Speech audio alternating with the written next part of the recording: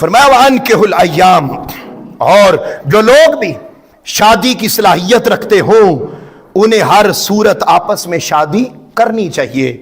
اور یہ بات بھی ذہن میں رکھ لیں کہ جو گھر کے اخراجات چلانے کی صلاحیت نہیں رکھتا، یہ تصور بھی غلط ہے۔ بیٹا بیٹی جوان ہو گیا، بس جی ہونے نہ دی شادی کر دو، اور ایک من گھڑت حدیث سنائی جاتی ہے۔ یہ بات میں بڑی تحقیق سے بتا رہا ہوں، من گھڑت ایک حدیث سنائی جاتی ہے کہ جی وہ آقا علیہ السلام کی بارگاہ میں ایک نوجوان آیا اور اس نے کہا حضور میں غریب ہوں، تو آپ نے فرمایا جاؤ شادی کر لو۔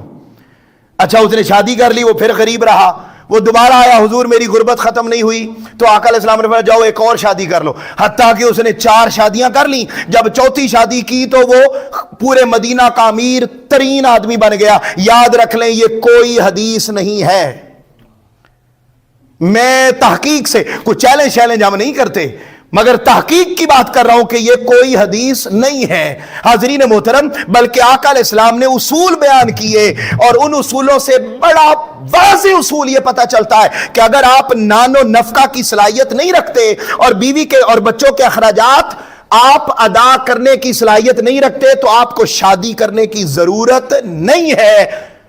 اور اگر آپ شادی کے قابل ہو گئے ہیں اور ادھر معاشی طور پر آپ کمزور ہیں اور آپ کو گناہ میں مبتلا ہونے کا خطرہ ہے، تو فرمایا اپنی معیشت پہلے مضبوط کرو، اور اگر تمہیں ڈر ہے کہ تم گناہوں کی طرف جا سکتے ہو تو فرمایا اپنے آپ کو قابو رکھنے کے لیے روزے رکھو، تاکہ معاشرے میں گناہ نہ پھیلے۔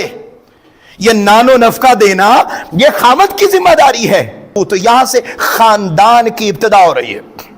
اور اگر وہ اخراجات پورے نہیں کر سکتا اس کو آقا علیہ السلام نے فرمایا جب وہ اس صلاحیت میں آ جائے تو پھر فرمایا نکاح من سنتی، نکاح کرنا میری سنت ہے، اور جو میری سنت پر عمل نہیں کرتا وہ میری امت میں سے نہیں ہے۔